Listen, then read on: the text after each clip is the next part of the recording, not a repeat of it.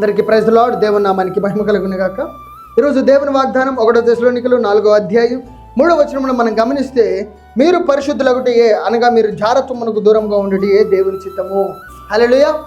ఈరోజు దేవుడి చిత్తాన్ని దేవుడు క్లియర్గా మీతో మాట్లాడుతూ ఉన్నాడు. ప్రియ సహోదరి సహోదరుడా, దేవుడి చిత్తం ఏంటంటే తెలుసా? జారత్వం నుంచి నిన్ను కాపాడుకోవడమే. యోసేపులాగా జ్ఞాన వివేచన కలిగి ఉండాలి. తనను తాను పాపం నుంచి కాపాడుకుంటాడు. ఈరోజు నీకు ఆ హృదయం ఉందా?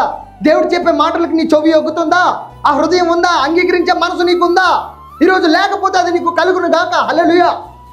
ఈరోజు ఆ పాపం అనే గోడల నుంచి నువ్వు విడుదల పొందుకుందువు గాక.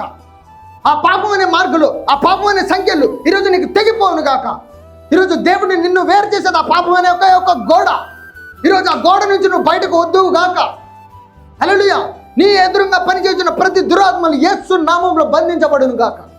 ఈరోజు ఈ జీవితం ఎలా ఉంటుందో తెలుసా? పాపాన్ని వదిలేస్తే సమాధానం కలిగిన జీవితాన్ని ఇస్తాడు, ప్రశాంతత కలిగిన జీవితాన్ని ఇస్తాడు, ఐశ్వర్యాన్ని అన్ని నీకు దేవుడు ధారాళంగా ఇస్తాడు. ఎప్పుడు తెలుసా?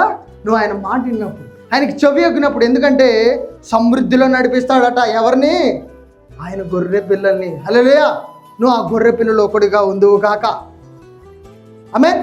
ఈ వాక్య లేఖనాలు నెరవేరాలంటే మీరు చేయాల్సింది ఒకటి, దేవుడు చెప్పిన చిత్తాన్ని నెరవేర్చు. ఆ పాపం నుంచి విడుదల పొందుకోవాలి. ఆమేన్. ప్రార్థిద్దాం. మహాపరిశుద్ధుడా, మహోన్నతుడా, సర్వోన్నతుడా, సర్వాధికారి అయ్యా, సంపూర్ణుడా, నీకు వందనాలు. ఈరోజు నా ప్రభువా, అనేక మంది పాపంలో మునిగిపోయి ఉన్నారయ్యా. వారి హృదయాలని అయ్యా మన తండ్రి, వారి సంఖ్యలని యేసు నామములో అయ్యా మరి నా తండ్రి తెంపివేయమని అడుగుతున్నాం. అయ్యా మన తండ్రి బంధకాల నుంచి విడుదల దయచేయండి.